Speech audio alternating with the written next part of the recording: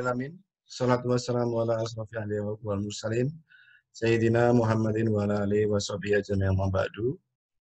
Puji syukur kehadirat Allah Subhanahu wa taala yang telah melimpahkan rahmat dan hidayah kepada kita semua sehingga kita bisa hadir pada webinar ini dalam keadaan terbaik. Ya, tak lupa sholawat serta salam kita junjungkan kepada Nabi Muhammad sallallahu alaihi wasallam serta keluarga dan para sahabat, ya, mudah-mudahan kita semua mendapatkan syafaatnya. Amin, amin, ya rabbal alamin. Baik, perkenankan saya di sini Harida Samudro, ya, selaku host akan membacakan ketentuan yang berlaku pada webinar kali ini. Baik, saya akan share sedikit ketentuannya. Jadi webinar ini diselenggarakan oleh jurusan arsitektur UIN Maliki Malang, ya, sekaligus menjadi webinar series yang pertama, gitu ya. Jadi webinar ini memiliki topik yang sangat menarik untuk kita simak bersama-sama, gitu ya. Topik yang akan kita bicarakan kali ini adalah Geliat Sayembara Arsitektur, yaitu strategi pengembangan desain. Tujuannya adalah dari webinar ini memberikan informasi yang sangat berguna bagi pecinta kompetisi, gitu ya, khususnya yang berkaitan dengan desain arsitektur. Di dalam suasana pandemi ini ada baiknya kita tetap berusaha untuk selalu memberikan inovasi, ya, dan penghargaan diri guna meningkatkan kemampuan dan mengasah ketajaman berpikir kita dalam kaitannya di dunia arsitektur. Ya, tentunya topik ini penting untuk kita bahas dan strategi apa saja yang diperlukan dalam pengembangan sebuah desain. Oke, kemudian dan kita layak bersyukur, ya, karena kita langsung menimba ilmu dari pakarnya, ya, yaitu yang sudah hadir di tengah-tengah layar kaca virtual Zoom kita, yang saya hormati Bapak Ade Yudirianto, IAI. Selamat siang, Pak Ade. Dia adalah senior arsitek dari Urbana Indonesia Bandung. Pak Ade ini seperti informasi yang diberikan merupakan leader dalam pemenang sayembara juara 1 desain pengembangan Masjid Agung Jawa Tengah. Tentunya juga karya beliau sangat banyak yang menjadi inspirasi. Jadi nanti akan disampaikan lebih detail oleh moderator, ya. Selanjutnya adalah saya akan berikan susunan acara untuk webinar pada sore hari ini. Yang pertama, pembukaan oleh host, oleh saya, selama 10 menit. Kemudian selanjutnya akan dilanjutkan oleh praying time, opening, selama 5 menit yang akan disampaikan oleh Bapak Yulianto. Kemudian moderator, selanjutnya moderator, opening selama 10 menit, yang akan disampaikan oleh Bapak Imam Fakihudin, yang merupakan moderator kondang kita, ya, sangat kondang sekali. Kemudian main session oleh narasumber, ya, narasumber selama 30 menit, kemudian dilanjutkan oleh tanya jawab yang akan dipandu oleh moderator selama 25 menit. Setelah itu moderator akan mengembalikan kepada host selama 5 menit untuk saya tutup dan dilanjutkan praying time closing, penutupan selama 5 menit sekaligus penutupan. Oke, kemudian ketentuan-ketentuan peraturan yang lain, yaitu mohon ID Zoom meeting sama dengan nama sesuai pendaftaran dan presensi, ya. Kemudian mute mic selama acara webinar berlangsung, kecuali diberi kesempatan host untuk bertanya dalam sesi tanya-jawab Q&A nanti. Kemudian untuk mengajukan pertanyaan langsung, mohon harap klik raise hand, ya, terlebih dahulu, dan menunggu host unmute mic-nya yang akan nanti dipandu oleh moderator, ya. Acara ini disiarkan secara live streaming YouTube, jadi mari sama-sama kita jaga etika dan sopan santun dalam webinar ini. Kemudian presensi akan saya edarkan saat akhir acara dengan link yang diberikan di bagian chat. Kemudian nanti materi dapat di-download di link yang tertulis di chat Zoom dan YouTube. Kemudian saya mohon untuk yang terakhir ini tolong dilarang merekam webinar dan menyebarkannya ke media sosial tanpa izin panitia, karena nanti webinar ini akan saya upload di YouTube channel resmi Arsitektur UIN. Oke, Baik, selanjutnya rekan-rekan, Bapak Ibu semuanya, acara selanjutnya adalah praying time opening yang akan disampaikan oleh Bapak Yulianto. Saya persilakan. Monggo Pak Yuli. Assalamualaikum warahmatullahi wabarakatuh. Waalaikumsalam warahmatullahi wabarakatuh. Bapak-bapak, ibu-ibu, para saudara, marilah kita berdoa bersama sebelum acara webinar ini kita mulai. Semoga menjadi webinar yang bermanfaat, berkah untuk bumi kita, untuk masa depan kita bersama dan seluruh umat manusia. A'udzu billahi minasyaitonir rajim. Bismillahirrahmanirrahim. اللهم بحق الفاتحة والسبع المثاني أن تفتح لنا بكل خير وأن تعاملنا معاملتك لأهل الخير وأن تجعلنا من أهل الخير وأن تحفظنا وأولادنا وذرياتنا وطلبتنا مشايخنا وأصحابنا وأن والدينا زوجتنا وأهلنا وجماعاتنا وجامعتنا وجمعيتنا من كل فتنة ومحنة وبؤس وضير إنك ولي كل خير ومعطي كل خير ومتفضل لكل خير يا أرحم الراحمين يا أرحم الراحمين يا أرحم الراحمين يا عالم سرنا لا تهتك سرعنا وعافنا واعف عنا وكلنا حيث كنا يا لطيفا بخلقه يا عالما بخلقه يا خبيرا بخلقه انتف بنا يا لطيف يا عالم يا خبير يا لطيف لم يزال انظر بنا فيما نزال إنك لطيف لم تزال انظر بنا والمسلمين جزا الله سيدنا محمد أن خيرا جزا الله سيدنا محمد أن خيرا وصلى الله على سيدنا محمد وعلى آله وصحبه وسلم والحمد لله رب العالمين. الفاتحة. أعوذ بالله من الشيطان.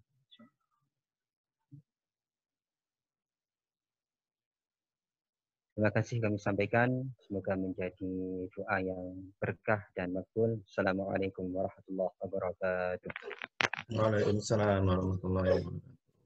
Alhamdulillah. Baik, terima kasih Pak Yulianto atas pembukaan doa yang diberikan.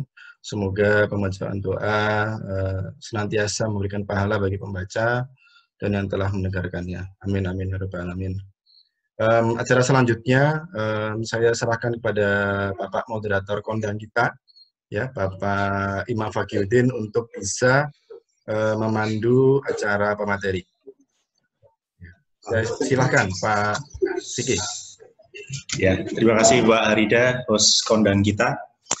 Ya, oke, assalamualaikum warahmatullahi wabarakatuh. Selamat siang teman-teman semua. Hari ini kita ada webinar seru ya, cukup seru untuk dibahas, yaitu tentang bagaimana sayembara atau kompetisi bisa meningkatkan strategi desain kita dalam merancang.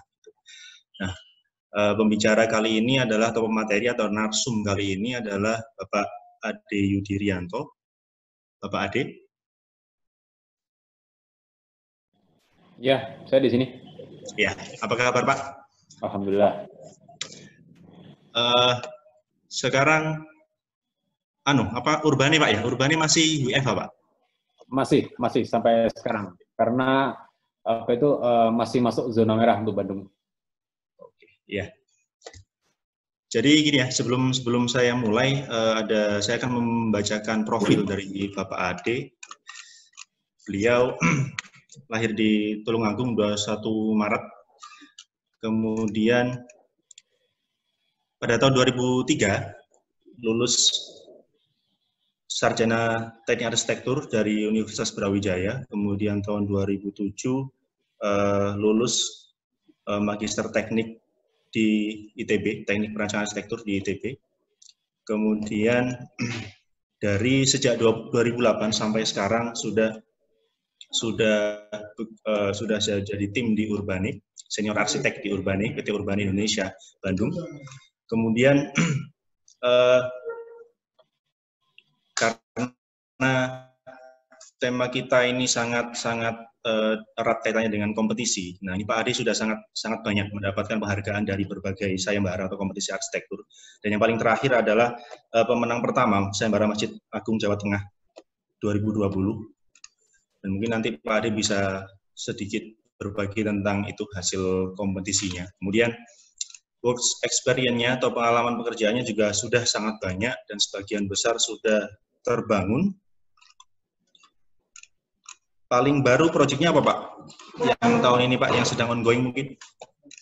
Yang sudah terbangun atau masih berjalan? Boleh yang terbangun, boleh yang sudah, yang masih ongoing juga boleh. Yang masih ongoing itu Masjid Al-Jabar, Jawa Barat, yang desainnya Pak Ridwan Kamil. Oh, ya. Terus yang sudah terbangun itu, yang barusan itu mixed use di Jakarta.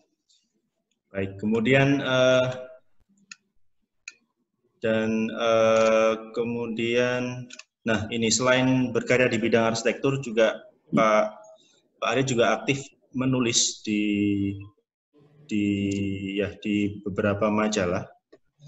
Kemudian ya seperti majalah Urban Aku Puntur, kemudian Arsitektur Indonesia di masa-masa penuh bencana, dan Arsitektur Indonesia di masa-masa masa bencana di tahun 2007, kemudian yang di Urban Aku Puntur juga tahun 2000. Kita bisa mulai langsung ke acara utama kita.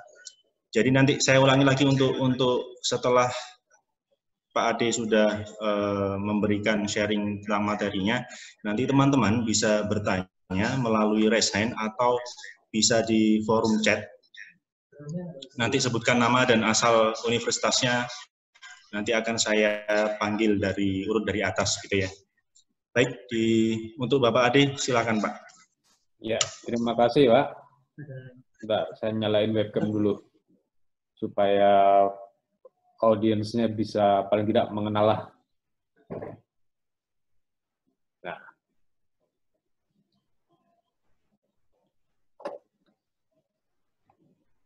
saya mulai sekarang ya. Bismillah. Assalamualaikum warahmatullahi wabarakatuh. Alhamdulillahilladzi anzala sakinata fil alhamdulillahilladzi anzala sakinata fil mu'minin liyazdadu imanan wa imanihim. Wa ma arsalna mir rasulin illa bilisani qaumihi liyubayyina lahum. Amma ba'd.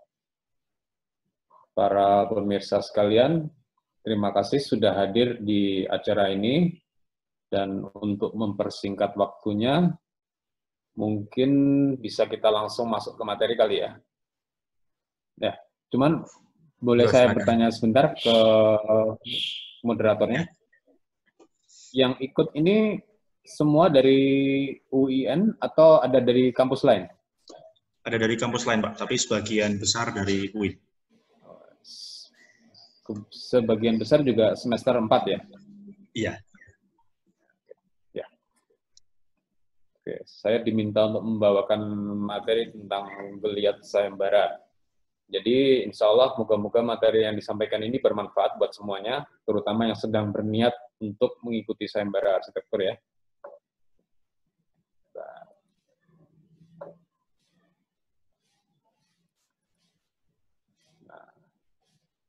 Kelihatan? Ya, kelihatan, Pak. Oke, saya mulai sekarang ya.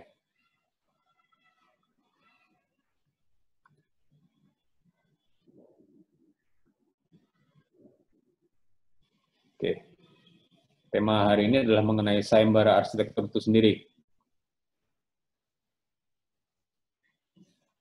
Sayembara itu adalah hal yang baik, karena dia akan memotivasi kita untuk melakukan hal yang terbaik. Ini yang kata-kata yang saya dapatkan dari internet, yang insya Allah semua pasti paham juga. Nah, kalau kita hendak ikut sayembara, kita harus tahu bahwasanya keikutsertaan dan jumlah peserta yang ikut dalam sayembara itu banyak sekali. Ini adalah gambaran yang menginformasikan bahwa keikutsertaan kita dalam sayembara adalah situasinya seperti ini. Pesertanya banyak, antriannya juga banyak, tetapi yang terpilih itu tidak semuanya. Bisa cuma 3, 6, atau bisa juga cuma 1 aja. Nah, ilustrasinya kurang lebih seperti ini. Nah, dengan kondisi ilustrasi seperti ini, apa yang harus kita lakukan? Nah, kita harus mengumpulkan banyak hal yang bisa kita lakukan untuk persiapan atau strategi mengikuti sayembara, yang insya Allah akan saya bahas dalam slide berikutnya. Nah, ada urutannya, antara lain sebelum kita mengeluarkan desain, ada beberapa tahapan yang harus kita ikutin agar desain yang kita hasilkan adalah desain yang terbaik dari usaha kita. Itu antara lain motivasi, kerja tim, konsep itu sendiri, dan kemudian berakhir pada sebuah desain. Nah, kita mulai dari yang pertama dulu, yaitu motivasi. Motivasi, atau niat awal kita hendak ikut sayembara itu apa? Ini ada beberapa statement, ada beberapa pernyataan dari beberapa orang yang saya kenal yang bisa dijadikan rujukan bagi kita semua untuk mengikuti sayembara. Antara lain adalah seperti ini. Nah, ini adalah pernyataan dari Pak Ridwan Kamil sebelum jadi gubernur dan sebelum jadi wali kota ya, waktu masih di Urbane. Jadi, kompetisi itu adalah keseharian kita setiap hari kurang lebih seperti itu. Ini pernyataan dari Pak Ridwan Kamil. Nah, ini salah satu rekan arsitek saya yang juga mempunyai kantor sendiri yang ada di Jakarta. Jadi, ide dan diri sendiri itu akan kita perkuat dengan adanya sayembara itu sendiri.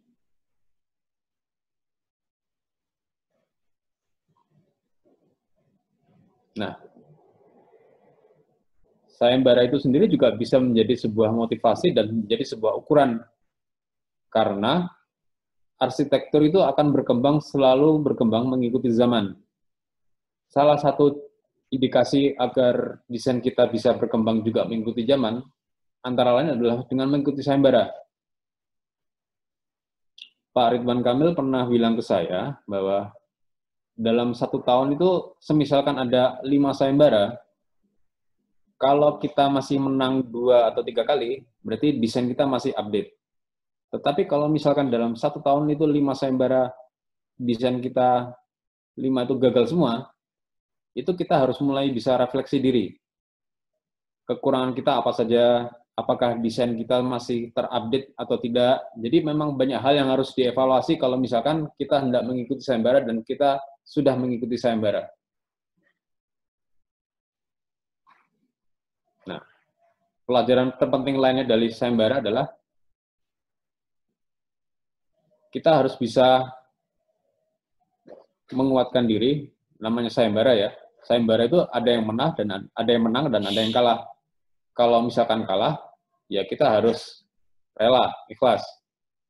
Karena itu adalah pelajaran penting buat kita semua untuk memotivasi diri. Yang jelas setelah itu ya kita harus move on. Karena hidup itu akan terus berjalan, tidak bisa berhenti pada satu titik semua.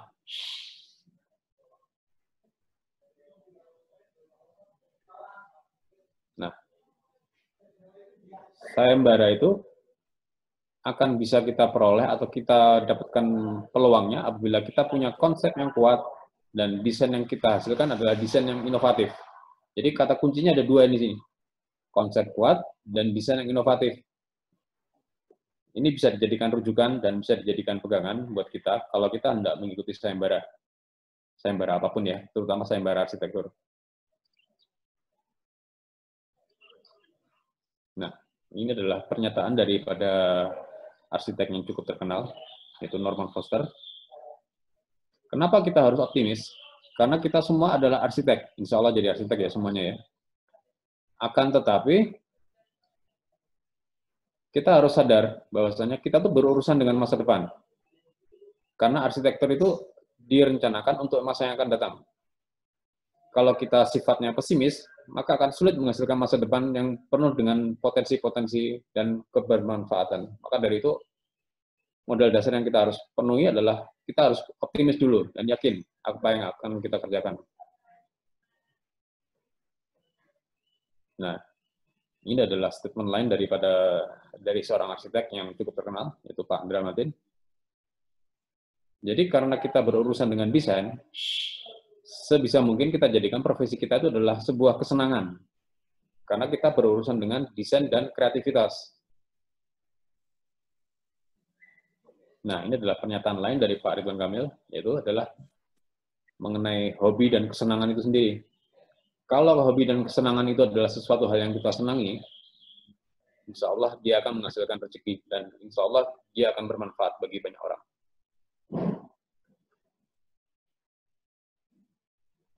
Nah, berikutnya, kerja tim. Sayembara itu akan selalu dikerjakan oleh tim.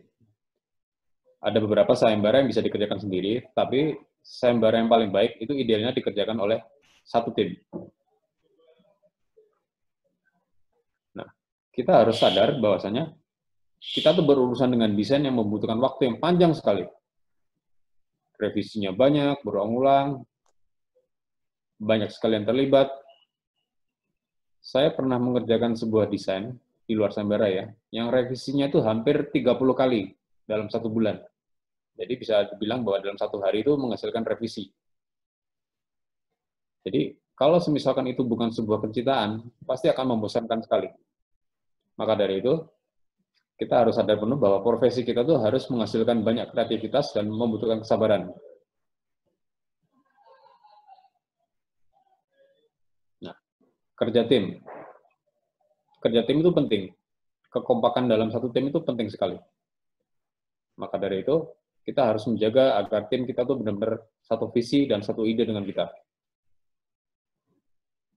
Jangan sampai kitanya ingin ke arah barat, tapi anggota tim yang lain ingin ke timur. Kita ingin belok kanan ke utara, yang lain malah ingin belok kiri ke selatan. Semuanya diusahakan sebisa mungkin memiliki satu visi yang sama dan satu tujuan yang sama. Nah, berikutnya adalah konsep atau ide. Ide yang bagus atau ide dalam konsep, terutama dalam sayembara ya, itu adalah ibarat sebuah gagasan utama dalam banyak gagasan yang ada. Jadi kalau kita punya banyak ide, kita harus punya satu ide atau satu konsep yang kuat. Sama halnya dengan sayembara, dari sekian banyak ide, kita harus punya satu ide yang konsep yang cukup kuat, mengalahkan konsep-konsep yang lain yang bermunculan. Jadi ilustrasinya hampir seperti di bawah di gambar ini ya. Jadi ada sebuah satu konsep atau ide yang kuat yang bisa dijadikan rujukan. Nah, karena diadakannya sayembara itu adalah untuk mencari ide, makanya ide gagasan yang kuat dan ide gagasan yang inovatif itu harus menjadi sebuah tujuan utama. Jangan sampai kita punya ide atau gagasan yang biasa-biasa saja. Atau gagasan kita justru tidak ada bedanya dengan gagasan-gagasan yang lain. Nah, ini adalah sirkulasi yang biasanya terdapat dalam kita mengerjakan sebuah sayembara atau sebuah desain. Urutannya bisa bermacam-macam, tidak harus dari 1, 2, 3, 4, dan 5, 6, tapi bisa aja mulainya dari 4, bisa dari 6, atau bisa aja dari 2. Semuanya berputar. Dan begitu selesai di step yang paling akhir, bisa aja stepnya kembali ke step yang awal. Karena banyak sekali masukan-masukan atau ide-ide yang masuk, yang bisa saja merubah sebuah desainnya. Jadi, sirkulasi ini akan terus berjalan. Looping istilahnya itu. Sampai kita dapatkan suatu konsep yang cukup kuat, lalu kita bisa menghasilkan sebuah desain yang insya Allah bisa diproduksi secara konkret.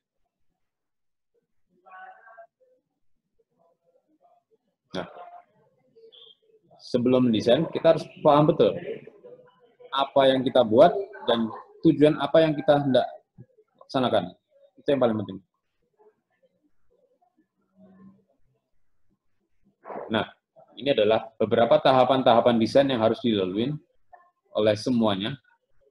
Dari sini kita bisa lihat bahwa sayembara arsitektur itu kebanyakan hanya di lingkaran paling hijau dan sedikit ke merah. Di kampus manapun yang saya ketahui di Indonesia ya, kebanyakan yang kita hasilkan dalam studio, mata kuliah studio, itu ada di lingkaran merah maksimal tuh. Maksimal di sini. Belum sampai ke yang paling akhir. Kenapa kok cuma hanya sampai di yang paling merah? Kalau Anda mau lulus 10 tahun, boleh teruskan sampai ke sini. Cuman masalahnya, kita terbatasi oleh waktu, maka dari itu, kemampuan dan usaha kita batasin sampai di tahap skematik. Selebihnya pengalaman dan waktu yang akan menentukan. Nah, sekarang kita masuk ke tahap desain.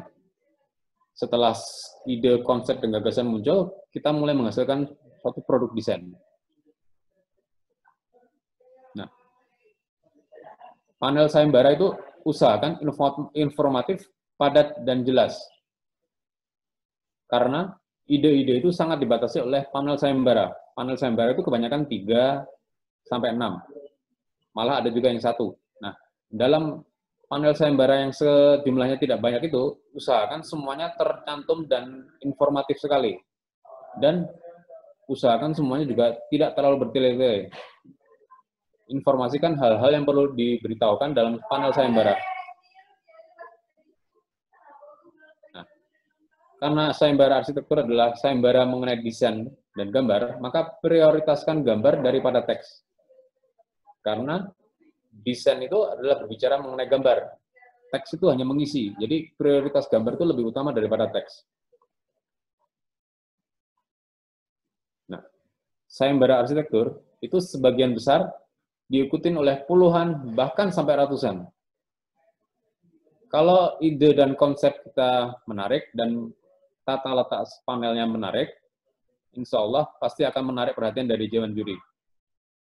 Menang alhamdulillah, atau setidaknya masuk ke tahapan berikutnya, tersaring di nominasi berikutnya. Nah, ini ada beberapa contoh panel-panel sayembara yang bisa dijadikan pedoman, rujukan. Ini bukan yang terbaik, tapi ini yang dulu pernah saya ikutin dan alhamdulillah menang. Ini adalah sayembara musim tsunami di Aceh. Waktu itu saya ikut, dapat juara 10. Juara satunya Pak Ridwan Kamil. Yang desain saya ini adalah memanfaatkan batu material sisa bencana. Idenya adalah dari situ. Panel-panel sayembara, contoh-contoh sayembara yang hendak saya paparkan ini sebenarnya banyak, dan kalau dijelaskan satu-satu butuh waktu yang panjang. Jadi saya akan jelaskan sesuai dengan waktu yang ada, dan insya Allah kalau misalkan ada kesempatan akan saya beri penjelasan lebih detail. Tapi di lain waktu mungkin, tidak harus hari ini. Kalau yang ini adalah juara 10 mengenai musim tsunami. Idenya dari batu sisa bencana. Kemudian berikutnya adalah, ini adalah tugas saya waktu saya S2 di ITB. Jadi waktu mata kuliah studio, ini mungkin bisa dijadikan rujukan juga. Dulu waktu mata kuliah studio, dosen saya mengadakan kuliah studio yang disayembarakan. Waktu itu dosen saya nggak bilang hadiahnya apa, dia cuma bilang, ini adalah studio yang bentuknya sayembara. Dan alhamdulillah, desain saya masuk kategori desain yang baik, dan waktu itu saya dapat hadiah, dipublikasikan di buku dari karyanya Imelda Akmal. Tetapi itu bukan juara, bukan hadiah yang utama, karena hadiah yang berikutnya adalah saya direkrut oleh Urbane, diminta untuk bergabung setelahnya. Itu menurut saya adalah hadiah yang paling besar.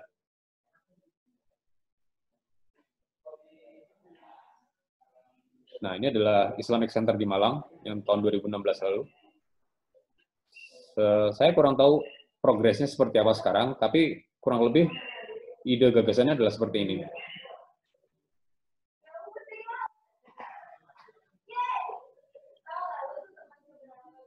Nah, ini adalah sayembara yang lain.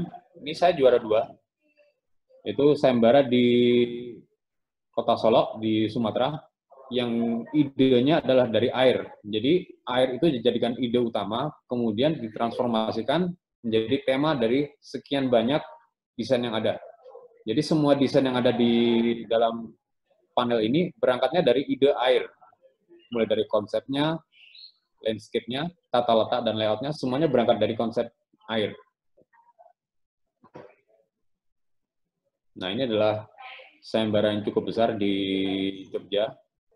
Saya juara harapan 2. Jadi selain menghasilkan sebuah ide, ada sebuah gagasan yang tidak saya sampaikan dan itu saya letakkan dalam panel sayembara. Itu menjadi ciri khas yang biasanya saya terapkan dalam panel-panel sayembara.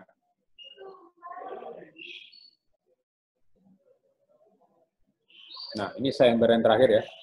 Sayembara di Masjid Agung Jawa Tengah. Yang juara 1 yang lalu. Jadi, ada sebuah ide gagasan yang hendak saya sampaikan, dan kemudian ada konsep-konsep ide yang saya tuangkan dalam panel sayembara itu. Bagi yang pengen tahu panel-panelnya, kurang lebih seperti ini desainnya. Ini panel yang pertama, panel yang kedua, panel yang ketiga, panel yang keempat, gambar-gambar teknis, desain tanah tampak dan potongan. Ini adalah gambar perspektifnya. Jadi bisa kita lihat di sini bahwa mayoritas gambar itu menjadi tujuan utama daripada kita mengikuti sayembara. Sedangkan teks atau tulisan itu hanya mengisi, hanya menjelaskan gambar itu sendiri.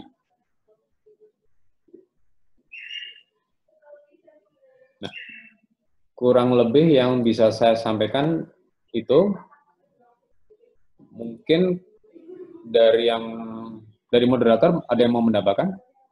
Silakan. Ya, terima kasih Pak. Selanjutnya kita langsung sesi berikutnya, Q&A. Saya persilahkan ke teman-teman, kepada teman-teman.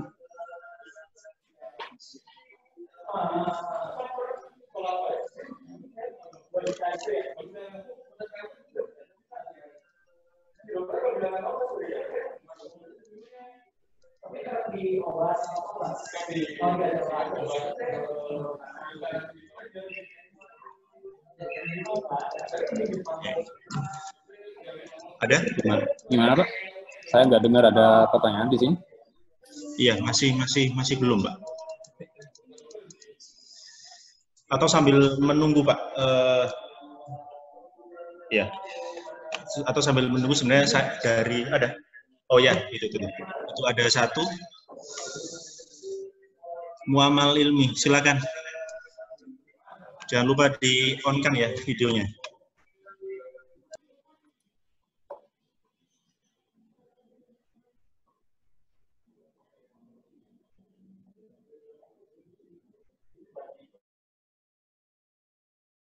Oh, banyak suara mengganggu. Oke, kalau gitu di chat aja, dituliskan di chat. Oh iya. Pak Ade sudah bisa nih ya? Baca. Di chat aja. Di chat ya. Sudah itu ada muncul Pak. Oh iya. Dari Muhammad Ilmi. Jadi poin-poin yang informatif ya. Poin-poin itu sebenarnya banyak. Jadi kalau kita bisa pilih-pilih poin-poin itu ada poin yang sifatnya penjelasan dan ada poin yang utama. Jadi yang harus kita temukan dulu di awal itu adalah poin utamanya dulu. Baru setelahnya poin-poin penjelasannya bisa menyusul. Jadi gagasan awal itu harus ada dulu sebelum gagasan itu berubah menjadi poin-poin penjelasan. Dan memang harus banyak berdiskusi dengan tim, banyak mengikuti sayembara supaya terlatih untuk menghasilkan itu semua. Sudah? Muhammad Ilmi ada tambahan lagi?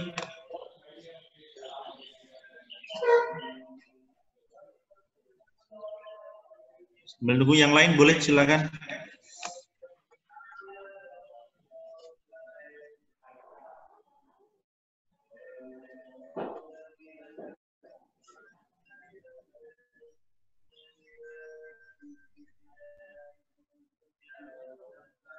Masa nggak ada yang penasaran tentang sayembara Masjid Agung Jawa Tengah tadi? Mungkin ada yang ingin menanyakan gimana ide awalnya seperti apa, ya kan? Bagaimana proses perancangannya sehingga menemukan bentukan seperti itu. Silakan. Atau kalau belum dari saya, Pak Ade. Boleh, silakan. Ya, kalau mengikuti sayembara itu kan biasanya sepengalaman saya yang paling lama prosesnya itu adalah untuk mencari ide besarnya, Pak. Ya. Nah, apalagi kalau dikerjakan dalam tim, gitu kan. Jadi kepalanya banyak sehingga diskusi semakin panjang, dan kalau misalnya ada yang nggak satu sama lain dan sebagainya, nanti semakin memperlambat waktu pengerjaannya. Nah, itu gimana sih Pak? Maksudnya ada tips nggak untuk menentukan atau menemukan ide besarnya, sehingga nanti sesuai target, sesuai dengan yang diminta di tor sayembaranya. Gimana Pak? Oke. Yang pertama, tim ya. Satu tim itu pasti lebih dari 2 orang, 3. Tapi kita harus pahami bahwa namanya tim, itu pasti butuh tim leader istilahnya, atau pemimpin. Pemimpin ini dialah yang akan mengambil keputusan, dan dialah yang punya cukup pengalaman, yang akan mengambil suatu kesimpulan, tema apa yang hendak diangkat dalam sayembara. Jadi, tim itu jangan semuanya jadi ketua, tapi ketuanya satu saja, dan usahakan dia mempunyai sebuah pengalaman dan mempunyai cukup kemampuan untuk mengambil keputusan terhadap masukan-masukan yang ada. Nah, mengenai tema yang hendak diangkat, yang pertama kita harus benar-benar memahami kerangka acuan kerja atau permintaan dari sayembara itu sendiri. Setelah kita pahami permintaan dari sayembara dan kerangka acuan kerjanya, kita akan berdiskusi, dipimpin oleh tim leadernya, kemudian akan menghasilkan suatu tema usulan dari tim kita sendiri. Nah, setelah itu, kita akan terus godok seperti desain proses yang tadi saya sampaikan di panel tadi. Jadi, ada kalanya desain atau tema itu kurang begitu matang, tapi sering kita diskusikan, sering kita bicarakan, kemudian setelah dalam proses perjalanan waktu, ada tema yang cukup kuat, nah itu baru kita jadikan sebuah tema sendiri. Tetapi kita harus ingat bahwasanya sayembara itu sangat dibatasi oleh waktu, maka dari itu kita harus tahu kapan kita harus berhenti pada konsep, kapan kita harus mulai produksi. Yang paling penting itu, waktu itu menjadi sebuah batasan kita bekerja. Kurang lebih seperti itu, Pak.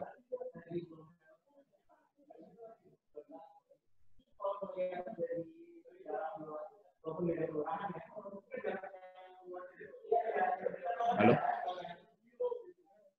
Pak Imam.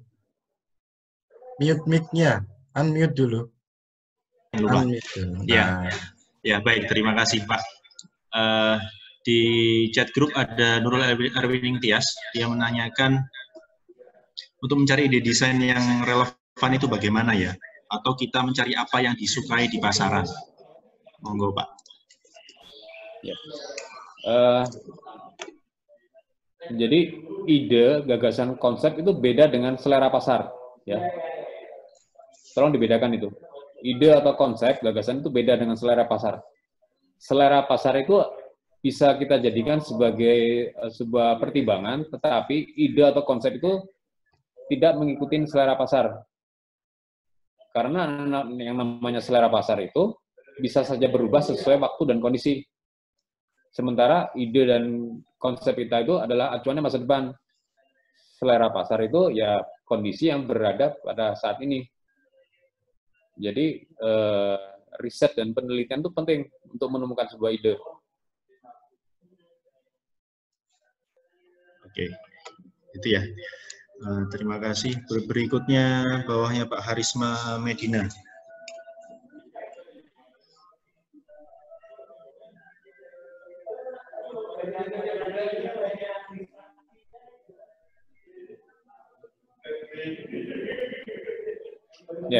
Ya.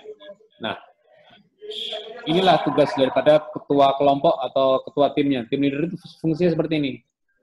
Jadi untuk menentukan sebuah ide atau gagasan atau konsep yang bisa dijadikan sebuah kayak acuan, fungsi dari tim leader atau ketua tim adalah ini. Karena dengan basis pengalaman dan basis pengetahuan yang cukup, insya Allah cukup mumpuni, tim leader itu harusnya mempunyai sebuah keputusan yang bisa dijadikan sebuah acuan. Maaf Pak, videonya nggak kelihatan. Oh, Pak Adi, ya. Memang sengaja saya matiin Oh, supaya lebih iya. fokus ke Oke, yang disampaikan. suara. Gitu. Oh ya, siap-siap.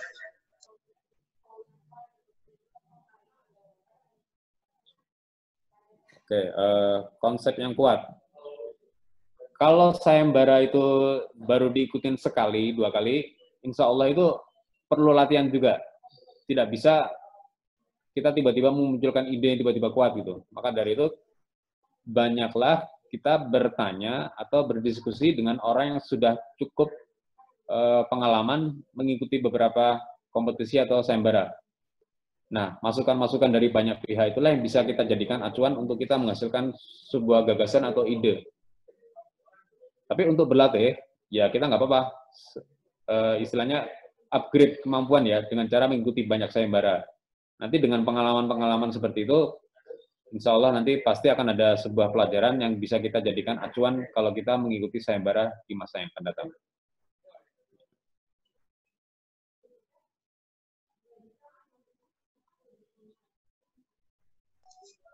Nah, ini saya barusan baca ya. Apakah kita harus mengikuti selera dari Dewan Juri? Nah, ini kembali ke poin yang pertama tadi, motivasi atau niat kita ikut sayembara apa? Kalau niat kita maunya menang, ya silakan ikut selera dari Dewan Juri. Tapi kalau niatan kita untuk menyampaikan sesuatu hal atau menyampaikan ide-ide yang kita anggap inovatif, bisa jadi kita tidak perlu mengikuti selera dari Dewan Juri. Memang ya, ada arsitek beberapa yang mengikuti sayembara, dia mengikuti selera Dewan Juri. Misalkan aja arsiteknya A, dia tahu bahwa jurinya B gitu. Oh, Dewan Juri B itu biasanya seleranya ke arah sini, sini, sini, sini. Maka saya akan menghasilkan desain sesuai dengan arah yang seleranya sesuai dengan B gitu. Tapi ada juga arsitek yang dia mendesain tidak mengikuti selera dari Dewan Juri karena ada gagasan atau ide yang disampaikan yang menurut dia inovatif. Jadi kembali kepada motivasi atau niatan awal mengikuti sayembara itu apa gitu. Makanya tadi di awal itu motivasi ikut sayembara itu apa? Penting itu. Jangan sampai dalam satu tim itu kita mempunyai motivasi yang beda-beda.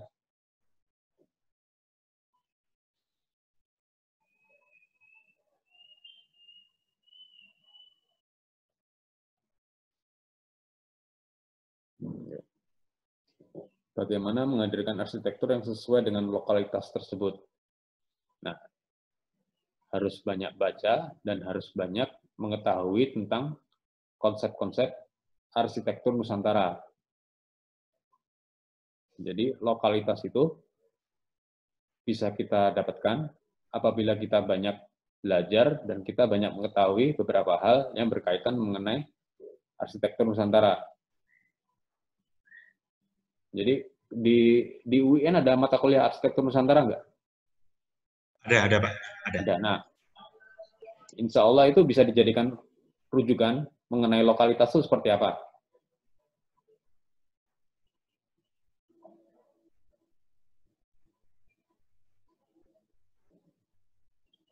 Oke, bagaimana membagi waktu untuk mengerjakan tugas kantor dan proyek mengerjakan sayembara? Keduanya sama-sama penting. Dibagi saja slotnya gitu. Jadi project itu adalah sesuatu hal yang sifatnya pasti. Jadi itu harus lebih dominan. Sementara sayembara itu kan istilahnya kalau menang ya menang, kalau enggak ya enggak gitu. Jadi persentase probabilitasnya itu lebih banyak daripada project. Jadi sisa waktu yang kita miliki gunakan untuk mengikuti sayembara. Prioritasnya kita utamanya tetap project ya, bukan sayembara.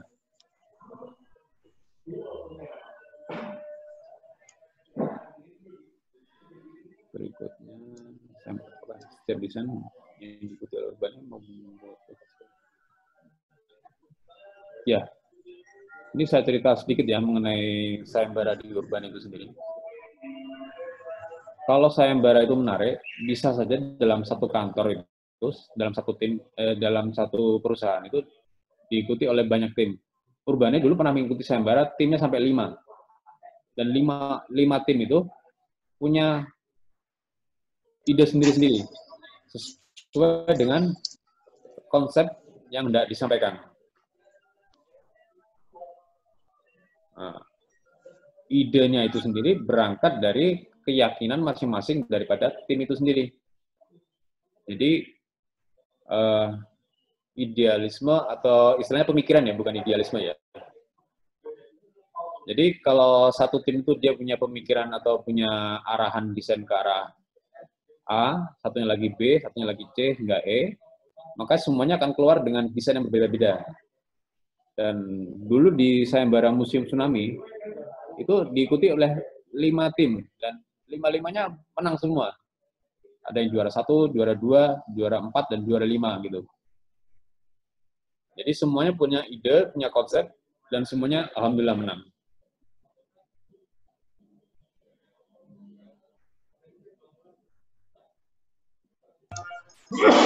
Ada lagi teman-teman?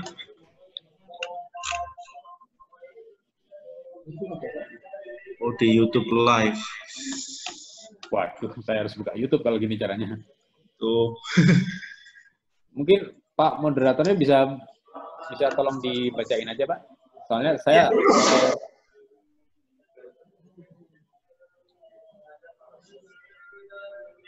Nah ini Pak, sebelumnya ini ada lagi dari Nurul Arwin Tias di chat. Pembagian tugas dalam tim. Oke. Sayembara itu requirement-nya banyak. Ada gambar, ada penjelasan, dan ada juga gambar-gambar yang sifatnya teknis. Bagi tugasnya gampang, gini aja. Siapa yang bertugas untuk membuat gambar denah tampak dan potongan, ada sendiri. Terus siapa yang bertugas untuk membuat gambar desainnya secara lengkap, ada sendiri. Siapa yang bertugas untuk menata layout, ada sendiri. Jadi semuanya punya posnya masing-masing. Jadi pada waktu kita membentuk suatu tim, semuanya sudah punya jatah atau istilahnya punya slot sendiri-sendiri. A harus mengerjakan apa, B harus mengerjakan apa, C harus mengerjakan apa, gitu. Berikutnya dari Raihan Giri.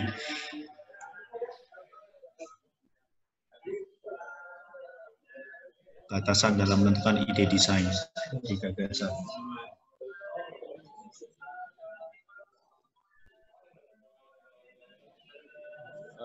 Bagaimana kita dalam sebuah kata sebenarnya menentukan parameter itu?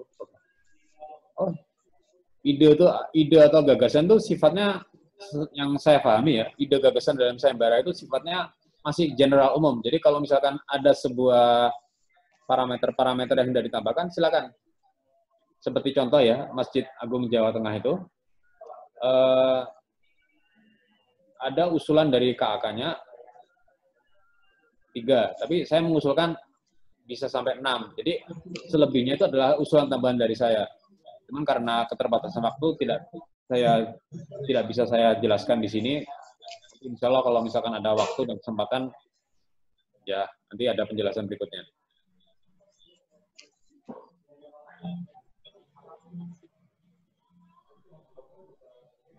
Nah, sayembara itu kalau misalkan masalah budget, umumnya pada awalnya belum ada batasan mengenai budget. Jadi masih sifatnya gagasan ide dulu. Jadi prioritas konsep atau gagasan ide itu lebih utama daripada budgetnya. Karena kalau sudah ngomongin budget, itu biasanya kita ngomongin lebih detail lagi, mengenai bahan, ketersediaan material, dan itu biasanya bukan porsi dari sayembara itu sendiri. Karena sayembara itu sendiri membahas mengenai masalah gagasan atau ide, jadi belum sampai masalah budget yang dimasukkan.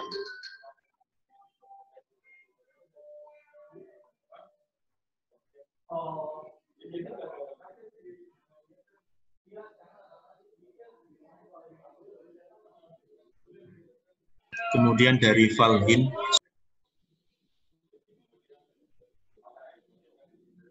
Oh ya, tunggu. Saya ada salah satu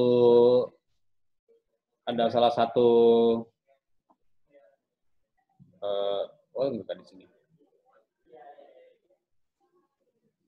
Ada salah satu slide yang pengen saya tampilkan, tetapi tempatnya nggak di sini. Jadi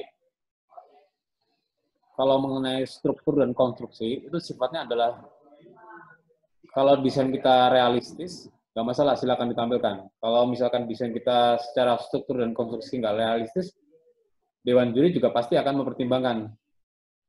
Jadi, struktur dan konstruksi yang normal aja masih bisa menghasilkan desain yang bagus kok.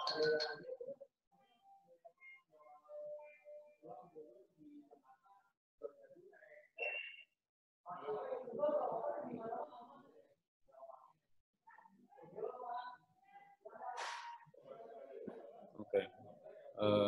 Bentar. Yang harus dipupuk dari sekarang ini. Oh ya. Jadi, insya Allah semua yang di sini ingin jadi arsitek kan? Nah, kalau semuanya pengen jadi arsitek, yang paling penting dari Anda itu adalah gagasan atau ide. Konsep itu harus menjadi sebuah modal dasar. Yang paling penting itu adalah sendiri pengetahuan mengenai gagasan, ide itu banyak bisa diperoleh dengan banyak baca, sering mendesain. Itu harus menjadi sebuah start awal kalau misalkan Anda ingin jadi arsitek.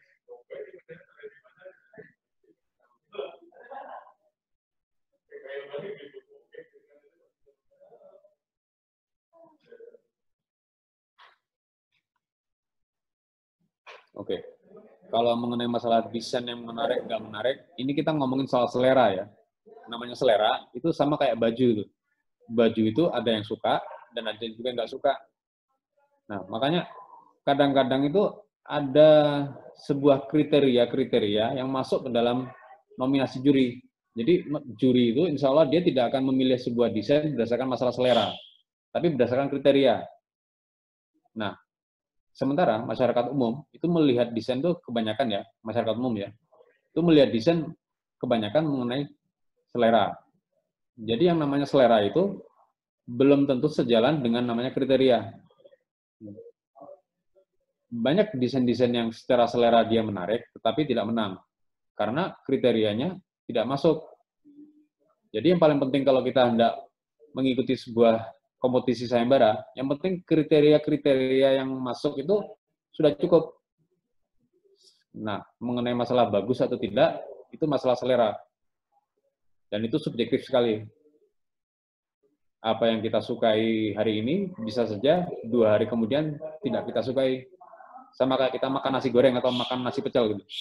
Hari ini kita suka nasi goreng, tapi minggu depan belum tentu suka. Karena kembali lagi, itu masalah selera gitu. Tapi kalau ngomongin soal kriteria, itu beda lagi urusannya. Kriterianya adalah makanan tidak pedas, makanan tidak banyak saus. Nah, apapun bentuknya, yang penting 2 kriteria itu masuk. Nah, itu yang akan dipilih. Jadi bukan masalah soal suka dan tidak sukanya. Berikutnya yang dari YouTube, Pak. Ya. Ini mana yang diprioritaskan, kematangan konsep atau estetika konsep atau konsep anti mainstream atau buildable konsep. Nah, pertanyaan ya. Kalau menurut saya konsep dulu. Karena tujuan utama diadakan sayembara itu adalah mencari gagasan ide atau konsep. Nah, setelah itu pengemasannya bagaimana itu nanti dikemas dengan cantik, dengan rendering yang bagus, kemasannya gimana hasilnya nanti itu adalah bagaimana konsepnya itu sendiri. Ada sebuah desain atau ada sebuah gambar yang secara visual dia menarik, tapi konsepnya tidak menawarkan sesuatu yang baru. Jadi ya itu banyak hal yang menyebabkan kenapa banyak gambar yang bagus tapi tidak menang sayembara.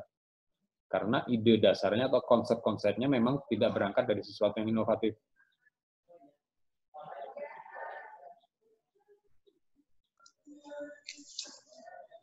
Ada lagi teman-teman? Sambil menunggu Pak, ini saya penasaran Pak. Dulu sebelum Pak Ade dapat banyak sekali penghargaan, itu kira-kira sudah mengikuti sayembara berapa banyak Pak? Jadi ya, kalau ini ngomongin soal persentase ya, jadi dari misalkan aja ya, dari 10 sayembara yang masuk, selama sekian belas tahun itu, bisa aja yang menang cuma 2. Yang 8 itu kalah. Ya, namanya menang atau kalah itu pasti wajar gitu.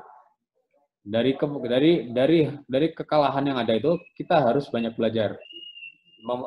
Introspeksi diri, kekurangan saya apa, dan apa yang harus saya perbaiki. Itu yang paling penting. Jadi jangan dibayangkan bahwa saya ikut sayembara 5, menang 5-5-nya dalam sekian belas tahun itu. Kalah menang itu suatu hal yang biasa. Dalam 10 kali sayembara, 2 kali yang menang. Pelajaran atau hikmahnya 8. Itu yang paling utama. Jangan sampai kita ikut sayembara 10, menang 10-nya, akhirnya kita tidak belajar apapun gitu. Terus kalau biasanya gini Pak, misalnya ya sudah ada yang ikut sayembara banyak dan maksudnya sudah berkali-kali, mungkin sudah belasan kali, kemudian nggak ada yang menang gitu Pak. Kemudian untuk membangkitkan lagi, kenapa sih maksudnya agar tetap bisa tetap semangat ikut sayembara gitu, walaupun kayaknya kok sepertinya semakin lama semakin mustahil untuk menang gitu loh Pak. Itu pertanyaannya hampir sama kalau misalkan bagaimana caranya ya supaya komputer yang saya punya itu performanya lebih bagus. Jawabannya cuma satu, upgrade. Apa? Upgrade hardware, upgrade software, semuanya harus di-upgrade itu. Komputer kita setiap berapa tahun sekali kan pasti butuh upgrade. Sama seperti kita. Kalau kita hendak relevan mengikuti perkembangan zaman dan relevan mengikuti arsitektur yang ada, kita harus mau tidak mau upgrade. Ya, upgrade kemampuan, upgrade pengetahuan, dan upgrade ilmu yang kita punyai. Jadi, motivasi kita mengikuti sayembara itu adalah mengikuti sayembara itu ibarat kita meningkatkan kemampuan diri.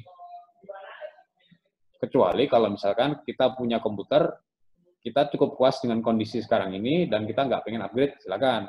Dalam 5 tahun, kalau misalkan dia sudah tidak bisa dipakai lagi, ya kalau mau upgrade silakan. Kalau misalkan tidak mau upgrade, ya juga silakan. Gitu. Kurang lebih perumpamaannya seperti itu. Kemudian ada dari RDM Haidar Putra. Bagaimana jika sayembaranya bersifat komersil? Apakah kita juga perlu mempertimbangkan harga jual, kelayakan jualnya, dan hal pemasarannya? Objek yang komersil ya.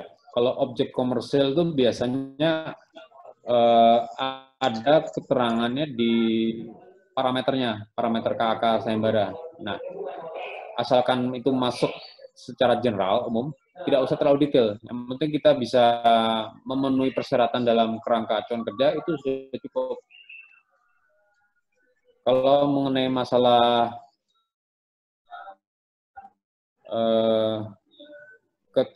nilai-nilai komersial itu lebih detailnya ada nanti. Tapi itu biasanya bukan tujuan utama. Tapi kalau biasanya sayembara kan ada yang diminta untuk menyertakan RAB, Pak. Nah itu apakah memang kita perlu, maksudnya kita harus benar-benar menghitung? Apakah cuma diberi perhitungan kasar atau seperti apa untuk pertimbangan di RAB itu? RAB yang biasa, yang pernah saya ikutin ya, sayembara yang pernah saya ikutin, itu RAB-nya RAB skematik, nggak sampai detail. Nggak sampai detail kayak misalkan dindingnya materialnya apa, atapnya materialnya apa, lantainya materialnya apa, nggak. Lebih general aja. Misalkan bangunannya luasnya per meter persegi A, jadi harga konstruksinya berapa. Jadi lebih kepada sifatnya skematik saja. RAB-nya RAB yang sifatnya RAB general, nggak sampai RAB detail gitu. Kemudian dari Galih, kiat-kiat membangun komunikasi dan kedalaman rasa dalam sebuah tim. Ini kedalaman rasa. Ya, ini satu hal yang harus dipahami bersama oleh kita, bahwa kita semua insya Allah pengen jadi arsitek ya. Kalau kita mau jadi arsitek, kita harus sadar bahwasanya kita tuh bekerja dalam satu tim. Dalam satu tim itu, kalau kita mau bekerja, komunikasi dan saling memahami itu adalah kata kunci. Jadi itu tidak hanya berlaku buat sayembara saja. Tapi juga berlaku untuk semua hal. Baik kita mau bekerja kelompok, ataupun kita nanti bekerja dalam sebuah tim pada saat kita nanti terjun ke dunia profesional. Jadi, komunikasi itu harus dibangun awal pada saat kita mulai dari sekarang. Caranya adalah sering-sering berdiskusi dengan teman. Sering-sering menanyakan, bagaimana kabarnya? Kemarin kok nggak masuk, kenapa? Sakit ya? Ya. Pembicaraan simpel seperti itu saja. Nanti dengan sering komunikasi seperti itu, pasti akan terbentuk keterikatan rasa antara satu sama lain.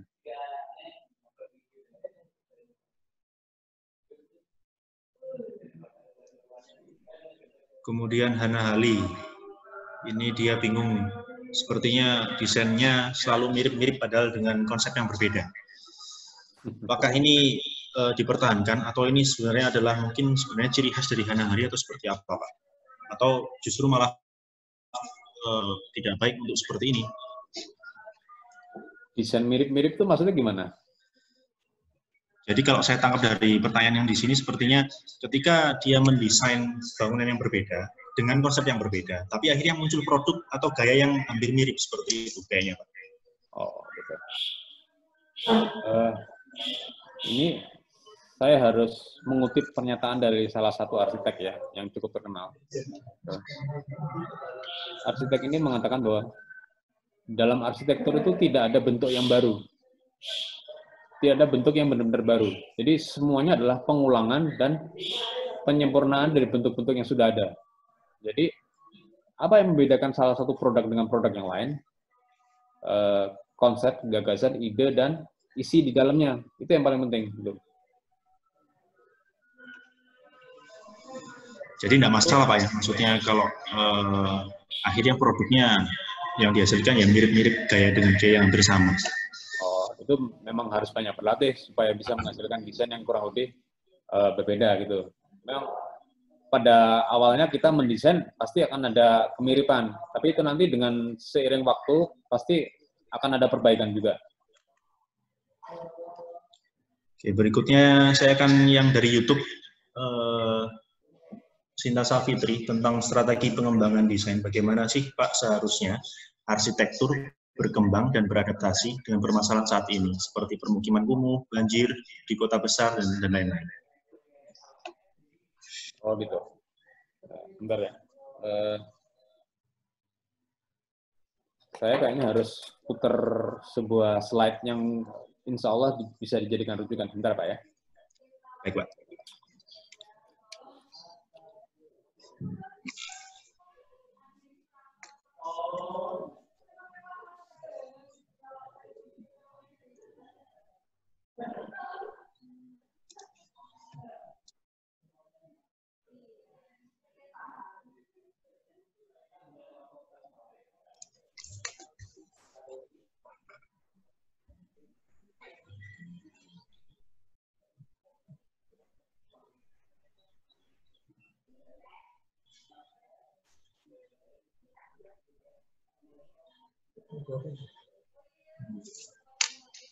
Slide.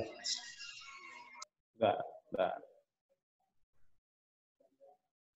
Bisa diulang Pak tadi pertanyaannya? Ya, tentang strategi pengembangan desain, bagaimana sih Pak seharusnya arsitektur berkembang dan beradaptasi dengan permasalahan saat ini, seperti permukiman kumuh, banjir di kota besar, dan lain-lain. Saya perlihatkan slide ini ya, ada yang cukup bisa dijadikan acuan nih. Nah, ini dia. Nah, ini. Bisa kelihatan? Ya, bisa Pak. Bisa. Nah, arsitektur itu sangat terpengaruh oleh kondisi ekonomi sekarang. Kalau ekonominya bagus, arsitekturnya bagus. Kalau ekonominya rendah, arsitekturnya juga rendah. Contoh saja ya, dalam kondisi perang, arsitektur itu tidak ada yang berkembang, karena isinya kehancuran semua. Nah, seperti lagi contohnya pandemi ini.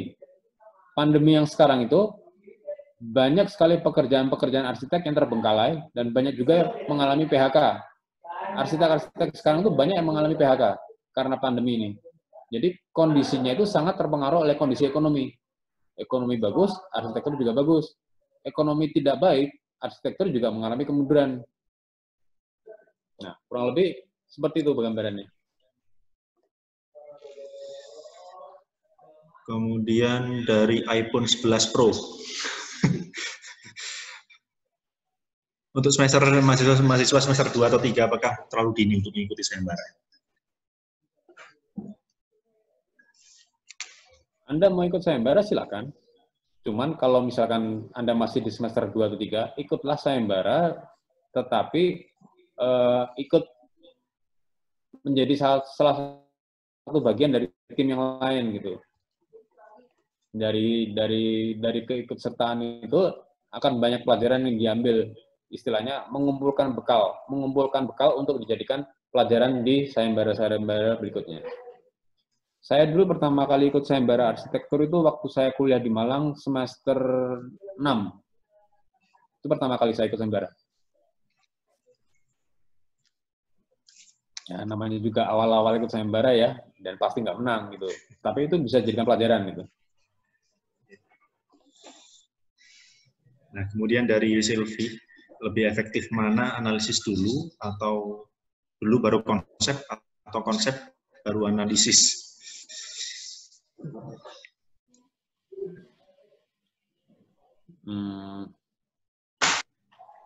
Itu cocoknya kayak buat dosen kayaknya, Pak. Wah, ya, silakan kalau gitu. Mau Pak Ade. Ya, silakan. Monggo, Ade. Ini untuk menjelaskan mengenai seperti ini, saya harus melihat contoh kasusnya seperti apa. Baru saya bisa jawab gitu. Tapi kalau biasanya dari Pak Ade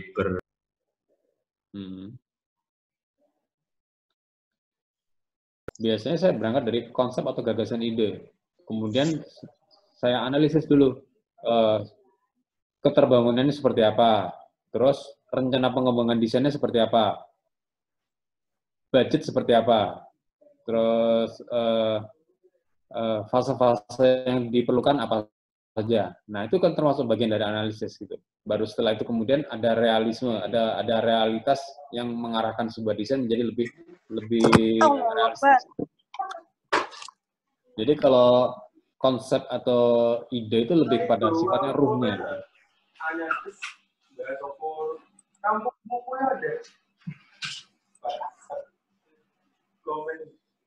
Kemudian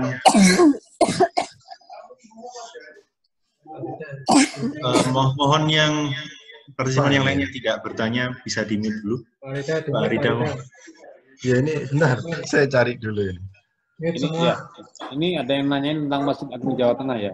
Iya, ini Pak. Ini kalau misalkan saya jawab, bisa saja saya jawab. Cuman apakah yang di sini bersedia untuk hadir sampai maghrib gitu masalahnya? Wah. Penjelasannya panjang tuh di sini. Dan Insya Allah, Pak. Saya khawatir kuotanya nanti mas justru ngabisin internet semua itu. Mungkin atapnya aja Pak. Ini kayaknya yang Vivka ini penasaran dengan atapnya. Nah, kalau ngomongin soal atap, itu sejarahnya panjang. Itu saya harus ceritain dulu dari awal. Insya Allah kalau misalkan ada waktu, ada kesempatan, dan bukan webinar, nanti kalau ada waktu saya ke Malang, saya akan mampir dan saya akan jelaskan. Orang tua saya tinggalnya di Malang kok. Jadi misalkan kalau saya ke Malang, nanti ada waktu, saya pasti ke situ. Oke, siap. Semoga wabah ini segera berakhir, Pak. Nanti bisa diatur lah, Pak, untuk itu. Ya, terima kasih. Ada lagi, teman-teman?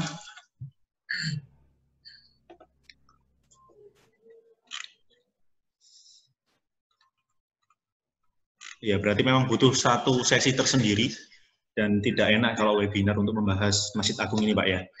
Oh iya, kecuali kalau misalkan mau sampai maghrib gitu. Cuma kuota internetnya cukup nggak itu? Ada lagi? Oh ini, muamal ilmi lagi. Tantangan terbesar dalam mengikuti sayembara apa menurut Bapak? Tantangan terbesar. Tantangan terbesar tantangan terbesar gimana maksudnya ini? Bisa dijelaskan nggak? Saya kurang ngerti maksudnya. Iya, saya juga kurang ngerti. Muhammad ini silakan mungkin diperjelas lagi tantangan yang bagaimana ini maksudnya. Karena sayembara sangat kompleks menurut saya, Pak.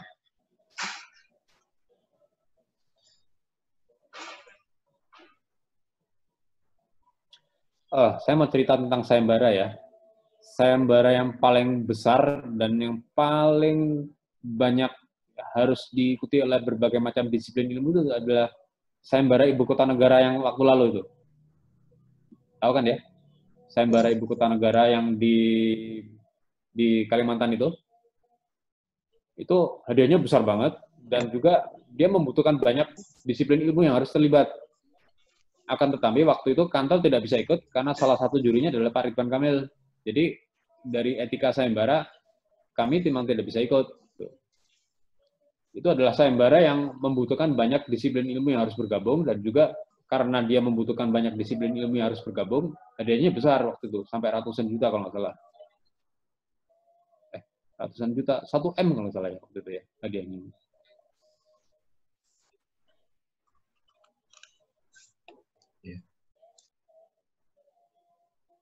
Ini Pak, biasanya sayembara itu terutama yang besar-besar itu kan persyaratannya biasanya adalah ketua tim harus punya SKA kan Pak ya. Betul, ya. SKA. Nah itu juga merupakan salah satu kendala bagi mungkin fresh graduate yang mungkin belum punya, misalnya dia bingung belum punya SKA, kemudian dia bingung mau join sama timnya siapa yang ada SKA.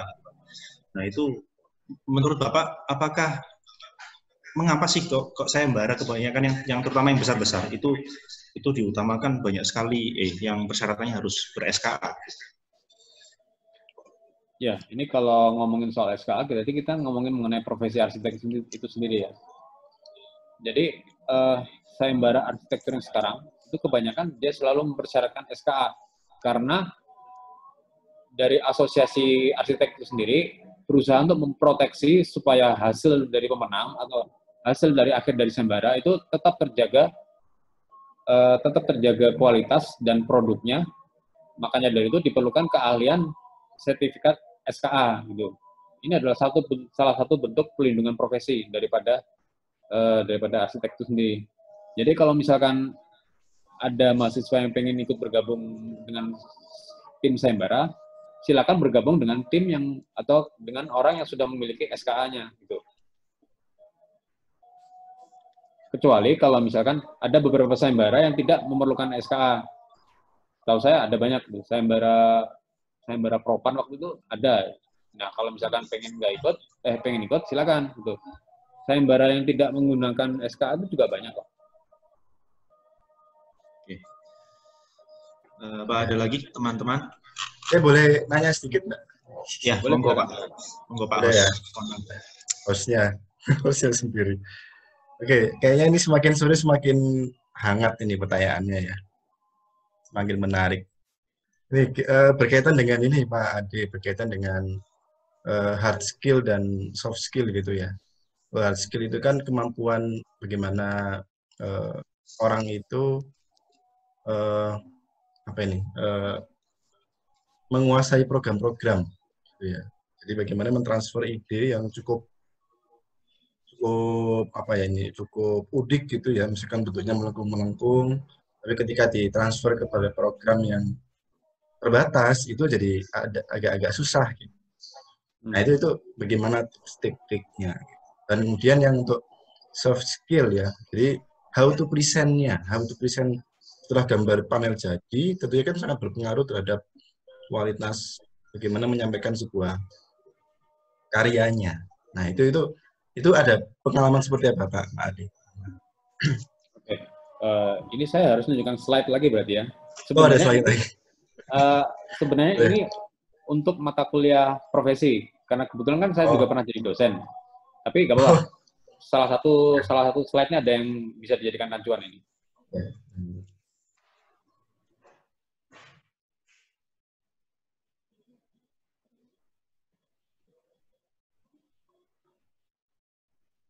Bentar ya.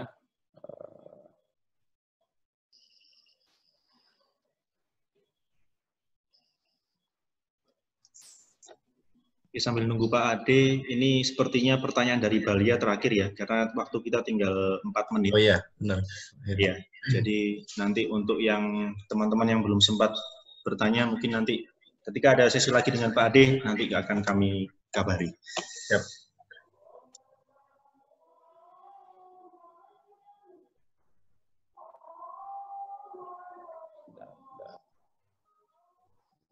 Mana ya slide-nya? Ternyata waktu 90 menit itu kurang ya untuk sesi tanya jawab ya. Iya. Luar biasa. Ya apa-apa. Namanya sesuai judulnya, Pak. Geliat. Menggeliat gitu ya. Baru bangun tidur, masih apa ini? Perlu masih menggeliat dulu ya. Monggo itu Pak Farid, mungkin ada pertanyaan Pak Arsyad. Kok bengong aja di situ? Oh ini udah ketemu nih. Bentar. Ini Ya, saya silakan. ngomongin soal skill ya. Ya, boleh. Kalau ngomongin soal skill, yang mutlak harus dipenuhi adalah kemampuan untuk menggambar freehand tanpa komputer ya. Ya. Jadi Anda harus bisa gambar tanpa menggunakan kemampuan komputer. Karena sebenarnya komputer, media elektronik itu sebenarnya hanya alat bantu saja. Nah, setelah kemampuan basic itu dimiliki, ini ada sebuah gambaran yang mau saya tunjukkan. Seperti ini. Bentar.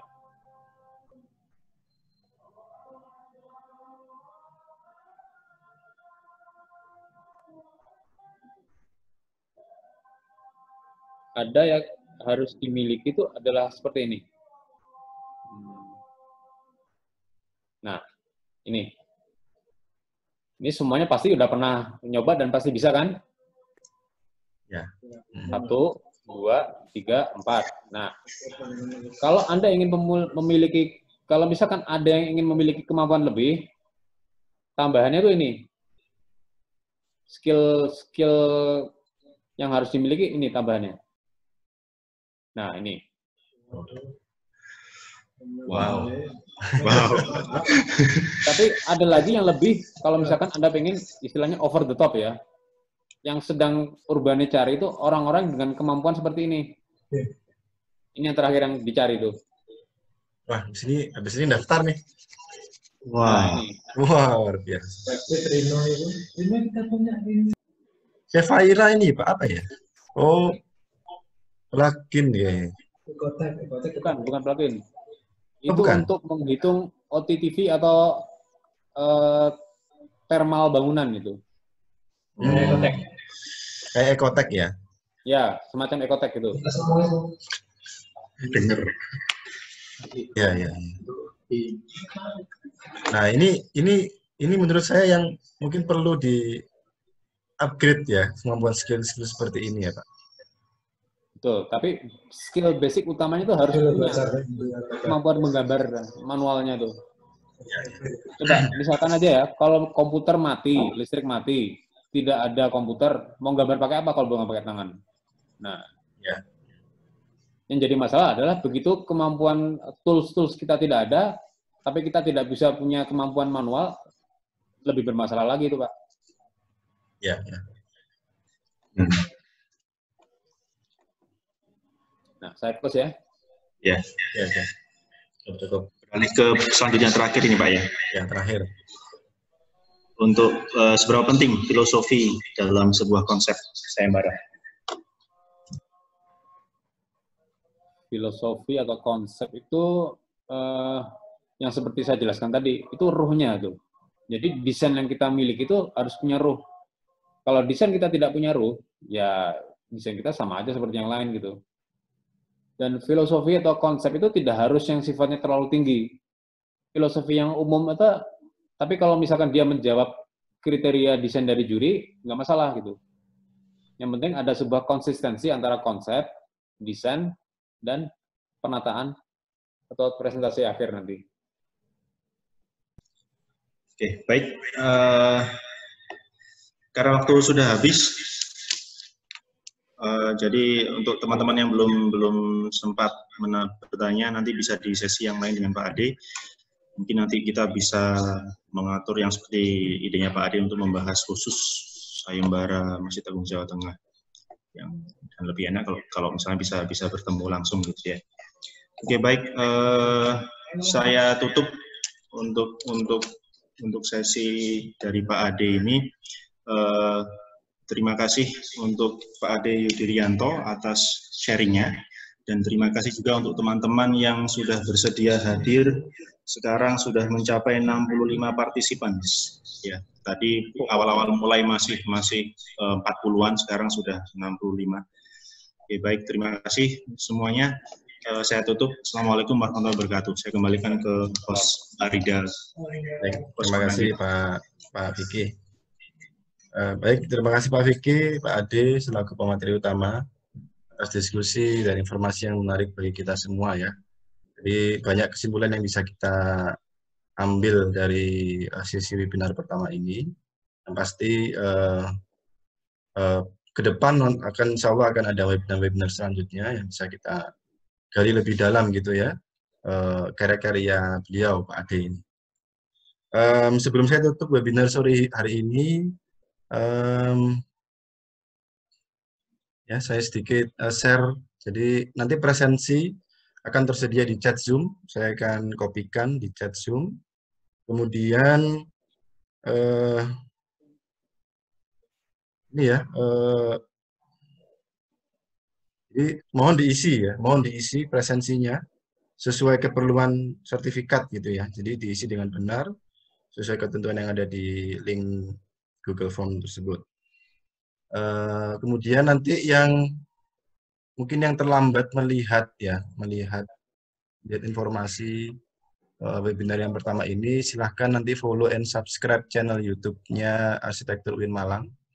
Jadi kita akan upload di sana untuk lebih detail gitu ya.